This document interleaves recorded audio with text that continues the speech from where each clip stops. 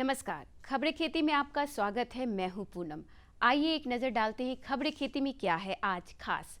पशुधन portal application पर प्राप्त कर सकते हैं पशुपालक तमाम जानकारी। चाय विकास योजना के तहत चाय किसानों को मिलेगा अनुदान। पराली को छोटी गठरी में तब्दील करता है राउंड बेलर। पशुपालन एवं मत्स्य संसाधन विभाग अब राज्य की योजना और पशुपालन से जुड़ी जानकारी पशुपालक किसान भाइयों को ऑनलाइन मुहैया कराएगी। विभाग अब national digital live stock mission पर आधारित भारत पशुधन पोर्टल एप्लीकेशन के जरिए पशुपालन से जुड़ी तमाम जानकारी साझा करेगा। बिहार के किसान भारत पशुधन पोर्टल एप्लीकेशन के जरिए पशुपालन से जुड़ी सभी तरह की जानकारी प्राप्त कर सकते हैं।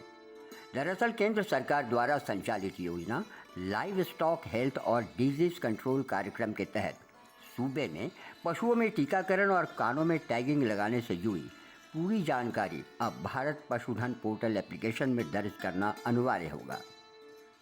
पशुपालन एवं मत्स्य संसाधन विभाग की प्रधान सचिव डॉक्टर एन विजयलक्ष्मी ने कहा कि भारत पशुधन पोर्टल एप्लीकेशन में डाटा सबमिट होने के बाद एक क्लिक से ही कृत्रिम गर्भाधान, टीकाकरण सहित टैगिंग से जुड़ी पूरी जानकारी आसानी से मिल जाएगी।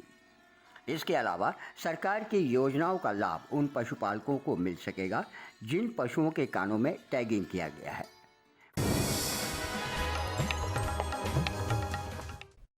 सरकार देश के किसानों को आर्थिक रूप से सशक्त बनाने के लिए कई योजनाएं चला रही है। इसी कड़ी में बिहार सरकार ने चाय किसानों के लिए चाय विकास योजना की शुरुआत की है। योजना के तहत चाय उत्पादक किसानों को 50 से 90% तक सब्सिडी मुहैया कराया जाएगा। इसके अलावा वर्ष 2023-24 के दौरान किशनगंज जिले में चाय क्षेत्र का विस्तार किया जाएगा। आम एवं लीची की खेती करने वाले किसान भाइयों को अक्सर यह समस्या होती है कि जब पौधे के फलन का समय होता है तो उनके फूल झड़ने लगते हैं या फल गिरने लगते हैं। दरअसल इसके पीछे सबसे बड़ी वजह पौधों में सूक्ष्म पोषक तत्व की कमी। इसीलिए जरूरी है कि अभी के समय में किसान भाई आम एवं लीची के पौधों में सूक्ष्म पोषक तत्व का प्रबंधन करें।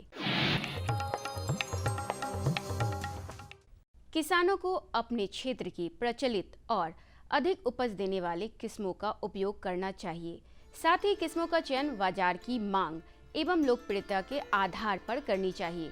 बैगन की 2 प्रकार की किस्में पाई जाती हैं, लंबे एवं गोल आकार के। लंबे फल में Pusa purple long, Pusa purple cluster, Pusa क्रांति पंत सम्राट, आजाद क्रांति प्रमुख है। इसके अलावा गोल फल में Pusa purple round, H4, P8, Pusa Anmol, Pant Rituraj, T3 का चयन करें। अधिक उपज और आमदनी दोनों प्राप्त कर सकते हैं।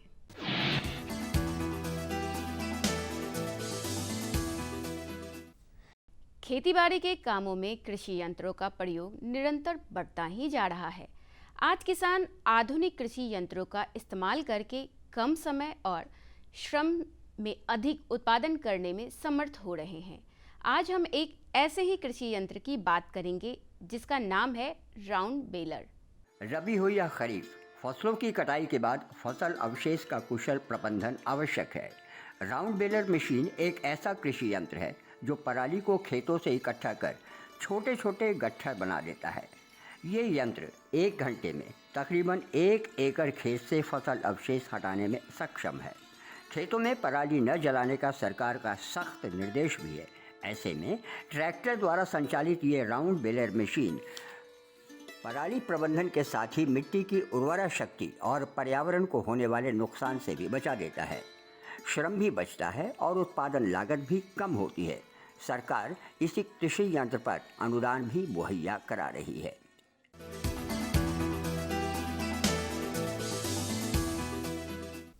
मौसम की बेरुखी, जलवायु परिवर्तन और पारंपरिक खेती में अटके किसानों के लिए खेती में खर्च अधिक और मुनाफा कम होने लगता है। लेकिन आज हम आपको मिलवाते हैं नौबतपुर के सफल किसान अजीत कुमार से, जो समेकित कृषि प्रणाली को अपनाकर खेती करते हैं वह भी बिना रासायनिक खाद के इस्तेमाल किए, यानी शुद्ध जैविक विधि। अजीत लगभग 8 से 10 बीघे में धान, गेहूं के साथ साथ सब्जियों की भी खेती करते हैं। इसके अलावा अजीत पशुपालन भी करते हैं, जिससे इन्हें अच्छी आमदनी प्राप्त हो जाती है। आइए अब एक नज़र मंडी भाव पर। त्योहारी सीजन खत्म होने के बाद राजधानी में सब्जियों के भाव कुछ इस प्रकार स्थिर हुए। प्याज 4500 से 6000 रुपये प्रति क्विंटल, बैगन 2500 से 3000 रुपये प्रति क्विंटल, टमाटर 3500 से 6000 रुपये प्रति क्विंटल और गोभी 1000 रुपये प्रति क्विंटल। कैसा रहेगा अगले 24 घंटे में राजधानी का तापमान, एक नज़र डालते हैं मौसम के मिजाज पर। आसमान बादलों से आच्छादित रहेगा। न्यूनतम तापमान में गिरावट होगी। ठंड में धीरे धीरे वृद्धि होगी। मौसम विज्ञान केंद्र पटना के मुताबिक राजधानी पटना सहित पूरे प्रदेश में अधिकतम तापमान 28 डिग्री सेल्सियस जबकि न्यूनतम तापमान 14 डिग्री सेल्सियस के आसपास बने रहने की संभावना है। तो किसान भाइयों, अभी आप देख रहे थे कृषि समाचार। इसी के साथ यहाँ पे लेंगे एक छोटा सा विराम। विराम के बाद हम जल्द लौटेंगे। आप बने रहे हमारे साथ। कृषि गौरवम परमम धर्मयम, अर्थात कृषि गौरव परम धर्म है, मानव जीवन का आधार है। भारत निरंतर विकास के रथ पर और प्रगति के पथ पर आगे बढ़ रहा है, आत्मनिर्भर बन रहा है। आज भारत विश्व की 5वीं सबसे बड़ी अर्थव्यवस्था वाला देश बन गया है।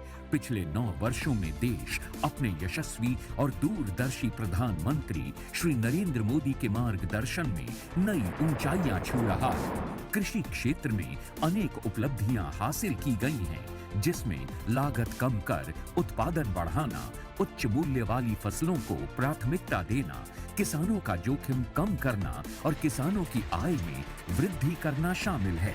कृषि के महत्व को समझते हुए और किसानों के प्रति अपने संकल्प को सिद्धि तक पहुंचाने के लिए माननीय प्रधानमंत्री श्री नरेंद्र मोदी ने 24 फरवरी सन 2019 को किसानों के लिए पीएम किसान योजना की शुरुआत की।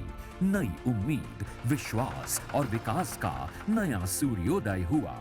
इस महत्वाकांक्षी योजना ने करोड़ों किसानों को आर्थिक रूप से स्वावलंबी बनाया है। बीते 9 वर्षों में जो नीतियां बदली हैं,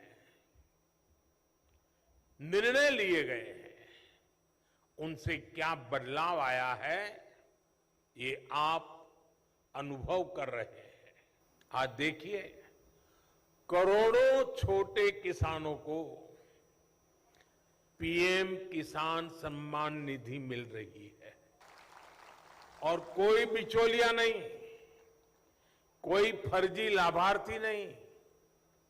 बीते 4 वर्षों में इस योजना के तहत 2.5 लाख करोड़ रुपए सीधे किसानों के बैंक खातों में भेजे गए।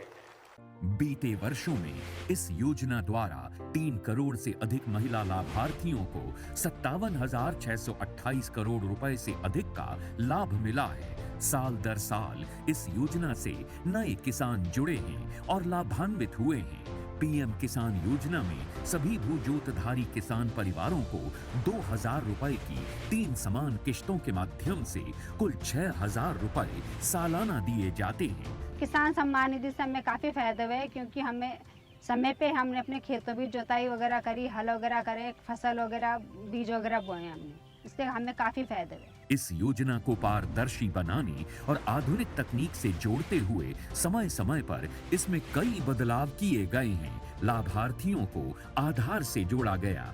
KYC, land record linkage, face authentication इसी की कड़ी हैं। किसान भाई बहन पीएम किसान मोबाइल ऐप और पोर्टल के माध्यम से इस योजना की जानकारी ले सकते हैं। सेल्फ रजिस्ट्रेशन यानी स्वयं पंजीकरण कर सकते हैं और नो योर स्टेटस से अपना स्टेटस देख सकते हैं।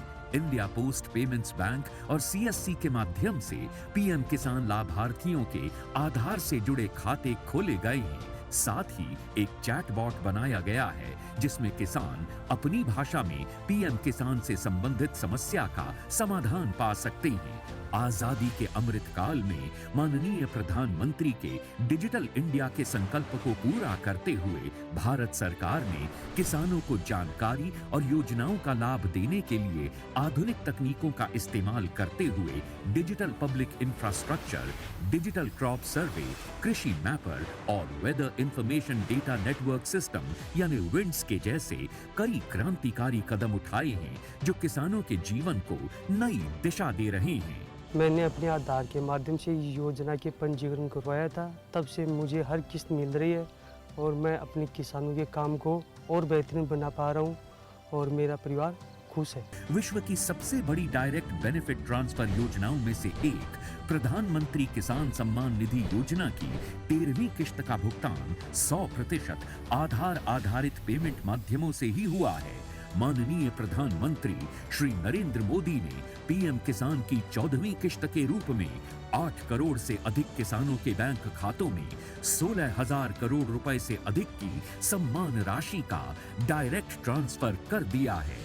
आज किसान भाई बहन आत्मनिर्भर और प्रगतिशील बन खुशहाली की राह पर अग्रसर हैं। 9 वर्षों में कृषि क्षेत्र में बनाए नए कीर्तिमान, उन्नति और समृद्धि के पथ पर हैं किसान।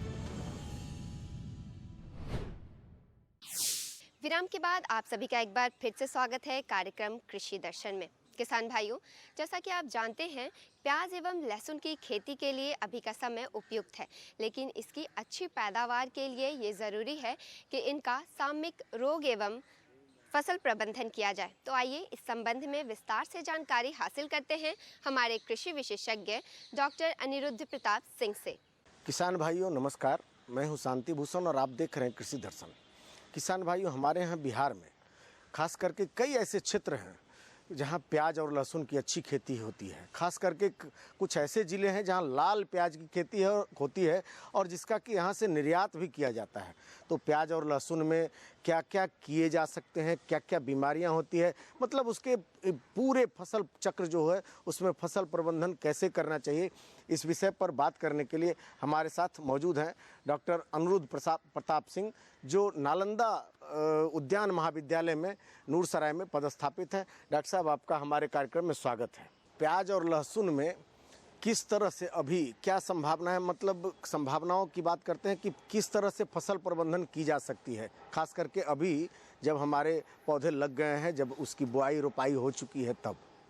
हमारे किसान भाई प्याज और लहसुन कैश क्रॉप के रूप में लेते हैं और इस समय हमारे किसान भाई अपने खेतों में प्याज की रोपाई कर चुके हैं। तो ऐसे समय में आगे का प्रबंधन वो किस रूप से करें, जिसमें सबसे महत्वपूर्ण घटक है खाद और उर्वरक। खाद और उर्वरक की बात करें तो इसमें नाइट्रोजन, फास्फोरस, पोटास की जो मात्रा है उसको नाइट्रोजन की आधी मात्रा, फास्फोरस की पूरी मात्रा और पोटास की पूरी मात्रा खेत की जुताई के समय आप लोगों ने दे दिया होगा। जो नाइट्रोजन की आधी मात्रा बची है उसको 30 से 45 दिन के अंतराल पे टॉप ड्रेसिंग के रूप में आप उस पर छिड़काव कर सकते हैं। खाद उर्वरक के पश्चात जो है सिंचाई प्रबंधन। अगर सिंचाई की बात करें तो सिंचाई बहुत महत्वपूर्ण है। जो हमारे किसान भाई क्यारी बना करके प्याज की रोपाई किए हैं, या आज हम बात करें तो आधुनिक विधि, वैज्ञानिक विधि में बात करें तो रिज बेड बना करके प्याज की बुआई करते हैं और इस तरीके से उनको 20 से 30% अधिक मुनाफा प्याज में मिलता है। इसमें सबसे महत्वपूर्ण बात है कि हमारे खेत में जल निकास की अच्छी सुविधा होनी चाहिए कि हमारा वो खेत में जल जमाव न हो सके। जल जमाव होने की स्थिति में उसमें रोग और कीट की व्याधियाँ बढ़ती हैं, जिसका प्रबंधन करना बड़ा ही कठिन हो जाता है। सिंचाई जब हम बात करते हैं रिज बेड पे बनाने का, तो 1 मीटर चौड़ा बेड हम बनाते हैं और 15 से 20 सेंटीमीटर ऊंचा बेड, और उस पर ड्रिप लेटरल बिछा करके उस पर 4 लाइन हम प्याज की लगाते हैं। प्याज में जो है पौध से पौध और कतार से कतार की दूरी जो है 10 × 20 सेंटीमीटर रखते हैं। जब उसमें हम पौध लगाते हैं तो उसमें अच्छी जड़ का विकास होता है और कम पानी से पौधे की वृद्धि अच्छी होती है। जब उसमें हम लेटरल लगाते हैं तो उसके ऊपर जो है क्या करते हैं, मल्चिंग करते हैं, प्लास्टिक मल्च या पेपर मल्च का प्रयोग करते हैं। उसके बिछाने से जो है खरपतवार की मात्रा बहुत घट जाती है और खरपतवार की मात्रा जब घटती है तो ऐसे में हमको कीटनाशक का कम से कम प्रयोग करना पड़ता है, कम बीमारियां लगती हैं, तो किसान का बहुत कुछ खर्च जो है, मज़दूर का खर्च, दवा का खर्च घट जाता है और किसान को बहुत अच्छा मुनाफा मिलता है। डॉक्टर साहब, एक अहम सवाल और हमारे पास रह जाता है कि सड़न और गलन जो बहुत बड़ी समस्या है प्याज में, तो सड़न गलन रोकने का उपाय और उसका कारण बतावें सर। बीज को उपचारित करके यदि आप पौध तैयार किए हैं और ट्रांसप्लांटिंग के समय जब आप वो नर्सरी से पौध को निकाल करके खेतों में लगाएं, उस समय भी अगर उसका 1 ग्राम पर लीटर मैंकोजेब और कार्बेंडाजिम का घोल बना करके और उसको इसकी जड़ को पानी में देर तक आधा घंटा के आसपास रख करके अगर निकाल करके और फिर आप अपने खेतों में लगाते हैं तो उसमें लगने वाली बीमारी आर्द्र गलन जैसी समस्याएं जो नर्सरी में भी लगती हैं और खेत में भी क्या होता है कि मिट्टी के सतह से वो नीचे से पौधा जो है गल जाता है या उसमें सड़न उत्पन्न हो जाती है। तो ऐसे में हम फफूंदनाशक दवाओं का प्रयोग करते हैं। दूसरा ये है कि अगर हमको अच्छा उपज लेना है तो इसके रोकथाम में ये है कि एक ही खेत में उस फसल को लगातार नहीं लेना चाहिए और फसल को बदलते रहना चाहिए। उस स्थान को दूसरे जगह पे लगाएंगे तो हम जो है फफूंदजनक बीमारी या जो उस कुल की सब्जी लगा रहे हैं उससे हम बचाव कर सकते हैं। उसके अलावा पत्तियों पे भी इसका धब्बा आता है, तो उसका भी निदान यही है कि हम फफूंदनाशक दवा का प्रयोग कर करके और उसको ठीक कर सकते हैं। क्योंकि जब पत्तियों पे धब्बा आता है तो पहले भूरे रंग का धब्बा काला बनेगा, फिर पत्तियां पूरी पीली पड़ के सूख जाती हैं, जिससे कि क्या है कि क्लोरोफिल घट जाता है और पौधा मुरझा जाता है। तो ऐसे में फफूंदनाशक दवा का प्रयोग करके हम बहुत हद तक इसका बचाव कर सकते हैं। इसमें जो प्रमुख रूप से लगने वाले कीट हैं उसमें थ्रिप्स है, जैसिड है, माइट है। तो ये क्या करते हैं कि वो रस चूसते हैं और पत्तियां वहाँ से मुरझाना शुरू हो जाती हैं। तो ऐसे में इनके प्रकोप से बचने के लिए मोनोक्रोटोफास दवा जैसे 2 ml पर लीटर के हिसाब से उसका छिड़काव करें 10 से 15 दिन के इंटरवल पे, तो इसकी रोकथाम को कर सकते हैं। इसके अलावा हम माइट्स की बात कर रहे हैं तो ये होता क्या है कि निचली सतह पर ये माइट अष्टपादी कीड़ा होता है जो नंगी आँख से देखने में स्पष्ट नहीं होता है। तो इसके कंट्रोल के लिए हम माइटीसाइड कोई दवा या सल्फर का छिड़काव करके इसके प्रकोप को हम कम कर सकते हैं और किसान भाई हमारे इससे अच्छे से अच्छा उपज प्राप्त कर सकते हैं। डॉक्टर साहब, आपने प्याज और लहसुन से संबंधित इतनी अच्छी जानकारी दी, इसके लिए बहुत बहुत धन्यवाद। और किसान भाइयों, फिर मिलते हैं हम एक नई जानकारी के साथ आपके पास हाजिर होते हैं। तब तक के लिए दीजिए हमें इजाज़त। नमस्कार। तो किसान भाइयों, अभी आपने देखा कि कैसे प्याज एवं लहसुन का सामयिक रोग प्रबंधन कर आप अपनी आमदनी उत्पादन में बढ़ोतरी कर सकते हैं। इसी के साथ बढ़ेंगे कार्यक्रम के अगले भाग में। ठंड के मौसम में पशुओं में रोग का संक्रमण बढ़ जाता है, ऐसे में हमें उनकी विशेष देखभाल की ज़रूरत होती है। तो आइए आज हम जानेंगे कि पशुओं में संक्रामक रोग का बचाव कैसे करें। ये जानकारी हमें दे रहे हैं हमारे कृषि विशेषज्ञ डॉक्टर दीप नारायण सिंह। नमस्कार किसान भाइयों, स्वागत है आप सभी का कृषि दर्शन कार्यक्रम में। किसान भाइयों, अभी का जो मौसम है वह ठंड और गर्म दोनों प्रकार का है और ऐसे में जो हमारे पशु हैं वह विभिन्न तरह के संक्रामक रोगों से ग्रसित हो रहे हैं। ऐसे में आज का जो हमारा विषय है वह बहुत ही महत्वपूर्ण है कि संक्रामक रोगों से हम अपने पशुओं को किस तरह से बचाव करें। और इस खास विषय पर बातचीत करने के लिए हमारे साथ मौजूद हैं डॉक्टर दीप नारायण सिंह, जो एसोसिएट प्रोफेसर हैं बिहार वेटनरी कॉलेज पटना में। सर, कृषि दर्शन कार्यक्रम में आपका हार्दिक स्वागत है। सबसे जो पहला सवाल है वह यह है कि जो अभी का मौसम है ये कई तरह की संक्रामक बीमारियों को लेकर आता है, जिससे हमारे पशु हर समय ग्रसित होते जा रहे हैं या हो रहे हैं। तो ऐसे में कौन कौन से ऐसे संक्रामक रोग हैं जो हमारे पशुओं को ग्रसित कर रहे हैं? बहुत अच्छा विषय आपने चुना है। जैसा कि विदित है कि बहुत से संक्रामक रोग प्रमुख कारण होते हैं जिससे कि हमारे पशुपालक भाई जो है जितना लाभ कमाना चाहिए उतना जो है लाभान्वित नहीं हो पाते। इसलिए जो है हमें संक्रामक रोगों से बचाव के और विभिन्न प्रकार की जो सावधानियां यदि हमारे पशुपालक भाई अपनाएंगे तो उससे काफ़ी लाभान्वित होंगे। तो सबसे पहले जो प्रमुख संक्रामक रोग हैं जो पशुओं में काफ़ी कॉमन हैं, उसमें जो है खुरपका मुंहपका रोग है, पॉक्स बीमारी है, आपकी इंटेरोटॉक्सीमिया है, ट्यूबरकुलोसिस है, एंथ्रैक्स है, और अभी हाल ही में काफ़ी चर्चा में रही बीमारी लंपी स्किन डिजीज़, जो कि जो है पूरे शरीर पे जो है अल्सर टाइप का जो है बन जाता था।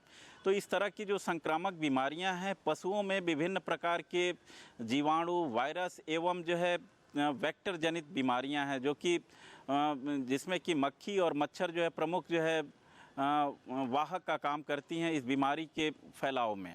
जैसा कि सर अभी आपने विभिन्न तरह की संक्रामक बीमारियों का जिक्र किया, तो जो खुरपका है, मुंह पका है या लंपी स्किन डिजीज है, तो इसके जो कारक हैं उनसे बचाव के लिए हमारे पशुपालक भाई कौन सी सावधानियों को अपना सकते हैं एवं इनसे बचाव किस तरह से अपने पशुओं का कर सकते हैं? सबसे पहले तो जो है हमें जो पशु का आवास है पशुओं का, उसको जो है हमें जो है थोड़ा सा रेज्ड प्लेटफॉर्म पे जो है ऊंचे स्थान पे जो है बनाना चाहिए, जिसमें कि वायु संचरण, प्रकाश की समुचित व्यवस्था हो, साफ सफाई एवं स्वच्छता का विशेष ध्यान रखना चाहिए, जिससे कि जो है मक्खी और मच्छर का जो उनके जो है जन्म लेने की जो प्रक्रिया है उसको जो है हम रोक सकते हैं। दूसरा क्या है, जो भी बीमार पशु हैं उनको हमें पृथक्कृत करना है। अलग रखने से फ़ायदा ये होगा कि बीमारी का जो फैलाव है उसके होने की जो संभावना है वह कम हो जाएगी। और यदि आप बाहर से कोई पशु लेके आ रहे हैं तो उनके लिए अलग से हमें एक क्वारंटीन सेट रखना पड़ेगा, क्योंकि हमें यह नहीं पता होता कि जो बाहर से पशु आ रहा है वह स्वस्थ है अथवा जो है विभिन्न प्रकार की बीमारियों का जो है वाहक है। तो इसलिए जो है उसको कम से कम जो है 30 दिन के लिए जो है हमें जो है ऑब्जर्वेशन फेज़ में रखना है, जिससे कि यदि उसके अंदर कोई भी बीमारी है तो उसका जो है हमें पता लग जाएगा। और साथ ही उसका जो है हम जो है खून की जांच और जो उसके गोबर की जांच भी हम करते हैं, जिससे कि बीमारी न फैले। इसके साथ ही साथ क्या है कि जो भी पशु संक्रमित हैं उनको स्वस्थ पशु से तुरंत जो है आप अलग कर दें। और जो आदमी या जो ग्वाले प्रयुक्त हो रहे हैं, जो आदमी जो है पशुपालन में जो है आप प्रयुक्त कर रहे हैं, उनको जो है आप सबसे पहले जो है स्वस्थ पशु को हैंडल करने के लिए जो है समय दें। उसके बाद जो है लास्ट में जो है जो बीमार पशु हैं उनको जो है हैंडल करें। श्रेयस्कर ये होगा कि जो बीमार पशु हैं उनकी हैंडलिंग के लिए या उनके खान पान के लिए अलग से जो है आदमी हों तो अच्छा रहेगा, जिससे कि बीमारी के फैलाव को जो है होने के जो है जो संभावना है कम रहेगी। इसके साथ ही साथ यदि जो है कोई मृत्यु होती है पशुशाला में, तो मृत पशुओं का जो है उचित रूप से आपको निस्तारण करना होगा। बहुत से पशुपालक भाई क्या करते हैं कि पशु के मरने के बाद यथास्थान पे ही उसको छोड़ देते हैं, जिससे कि बीमारी के संक्रमण होने के फैलाव होने के जो है जो संभावना है बढ़ जाती है। तो जितना जल्दी हो सकता है हमें जो है मृत पशु का निस्तारण जो है कर देना चाहिए। और कभी भी जो है ऐसे संक्रमित पशुओं को जो है कभी बहुत से पशुपालक भाई क्या करते हैं घसीट के ले जाते हैं। उससे क्या है कि उसके अंदर का जो विसरा है, जो चमड़ी है, वो सब छिल जाती है, तो उससे भी जो जीवाणु कीटाणु या वायरस है वो जो है बाकी के जो स्वस्थ पशु हैं उसमें जो है फैलने के चांस रहेंगे।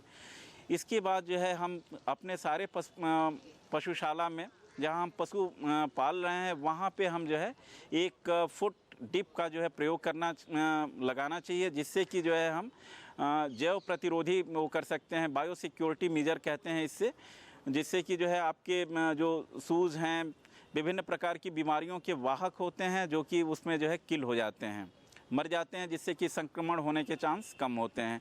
बहुत ही अच्छी जानकारी आपके द्वारा हमारे पशुपालक भाइयों तक पहुंच रही है। इसी क्रम में एक अहम सवाल सर और जहन में आ रहा है, वह यह है कि जब हमारा पशु संक्रामक रोग से ग्रसित हो जाता है तो आपने बचाव के बारे में बतलाया, सावधानी के बारे में बतलाया, लेकिन जो इसके अलावे जो अन्य उपचार हैं, जैसे हम लक्षण हमें मालूम हो गया कि हमारा पशु संक्रामक रोग से ग्रस्त हो गया है, तो जो उपचार के लिए जो दवाएं हैं वो कौन कौन सी है, हम अपने पशुपालक भाइयों को ये सजेस्ट कर सकते हैं कि ये बीमारी में आप ये दे सकते हैं, लाभ होगा?